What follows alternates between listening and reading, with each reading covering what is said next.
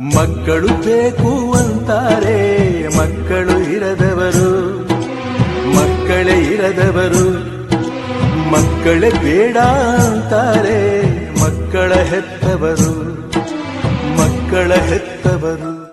7ನೇ ವಯಸ್ಸಿಗೆ ಆರ್ಎಸ್ಎಸ್ ಸೇರಿ ಸಂಘಕ್ಕಾಗಿ ಜೀವ ಸವೆಸಿದ ಚಿಕ್ಕಮಗಳೂರು ಜಿಲ್ಲಾ ಬಿಜೆಪಿಯ ಭೀಷ್ಮ ಎಂದೇ ಖ್ಯಾತಿ ಪಡೆದಿರುವಂತಹ ವಿಠಲ್ ಆಚಾರ್ಯ ಅವರು ಇಂದು ತಮ್ಮ ಮಕ್ಕಳು ಮಾಡಿರುವಂತಹ ವಂಚನೆಯಿಂದ 92ನೇ ಇಳಿ ವಯಸ್ಸಿನಲ್ಲಿ ಬೀದಿಯಲ್ಲಿ ವಾಸ ಮಾಡುತ್ತಿದ್ದಾರೆ.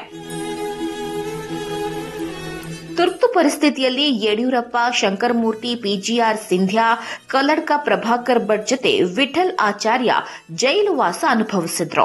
ಇವರ ಶಿಷ್ಯರಿಂದಲೇ ಸಿಟಿ ರವಿ ಹಾಗೂ ಸುನಿಲ್ ಕುಮಾರ್ ಚಿಕ್ಕಮಗಳೂರು ನಗರಸಭೆ ಸದಸ್ಯರಾಗಿದ್ದ ಇವರು ಒಮ್ಮೆ ಚುನಾಯಿತರಾಗಿದ್ರು. ಜನಸಂಘದಿಂದ ವಿಧಾನಸಭೆ ಚುನಾವಣೆಗೂ ಸ್ಪರ್ಧಿಸಿದ್ರು. ಕರ್ನಾಟಕದ ಅಯೋಧ್ಯೆ ಎಂದು ಕರೆಸಿಕೊಳ್ಳುವ ದತ್ತಪೀಠದ ಹೋರಾಟದಲ್ಲೂ ಸಿಟಿ ರವಿ, ಕಾರ್ಕಳ ಸುನಿಲ್ ಕುಮಾರ್ ಬೆನ್ನೆಲುಬಾಗಿ ನಿಂತವರು. ಆದರೆ ಇಂದು ಬೀದಿಯಲ್ಲಿ ಜೀವನ ಕಳೀತಾ ಇರುವಂತದ್ದು ಯಾಕೆ ಗೊತ್ತಾ? ವಿಠಲ್ ಆಚಾರ್ಯ ಜೀವನದಲ್ಲಿ 107 ಪ್ರಕೃತಿ ಯಜ್ಞ ಮಾಡಿದ್ದಾರೆ. ಅದು ನಿಲ್ಲಬಾರದು ಅನ್ನೋದು ಇವರ ಬಯಕೆ. ಯಜ್ಞ ನಿಲ್ಲಬಾರದು ಅಂತ ಬ್ಯಾಂಕಿನಲ್ಲಿ 25 ಲಕ್ಷ ಹಣವಿಟ್ಟು ಪ್ರತಿ ವರ್ಷ ಯಜ್ಞ ಮಾಡ್ತಿದ್ರಂತೆ.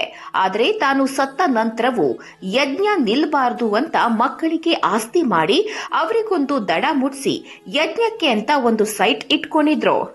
ಡಾಕ್ಟರ್, ಇಂಜಿನಿಯರ್ ಆಗಿ ಕೋಟ್ಯಾಂತರ ಆಸ್ತಿ ಹೊಂದಿರುವಂತ ತಮ್ಮ 5 ಮಕ್ಕಳಿಂದ ಮೋಸವಾಗಿದೆ ಎಂದು ಅನಾಥರಾಗಿ ಬೀದಿ ಬದಿಯಲ್ಲಿ ಕಾಲ ಕಳೆಯುತ್ತಿದ್ದಾರೆ. ಹೆತ್ತವರು ಬೇಕು ಹುಟ್ಟಿದ ಮಕ್ಕಳಿಗೆ, ಮಕ್ಕಳಿರಬೇಕು ಹೆತ್ತ ಕರುಳಿಗೆ.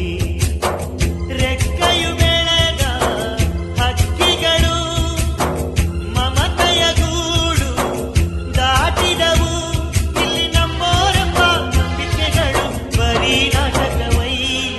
ಸಂಘ ಪರಿವಾರಕ್ಕಾಗಿ ವಿಠಲ್ ಆಚಾರ್ಯ ಅವರು ಜೀವನವನ್ನ ಸವಿಸಿ ಮಕ್ಕಳನ್ನ ದಡ ಮುಟ್ಟಿಸಿ ಕೊನೆಗೆ ತಾವೇ ಬೀದಿಗೆ ಬಿದ್ದಿರೋದು ದುರಂತವೇ ಸರಿ.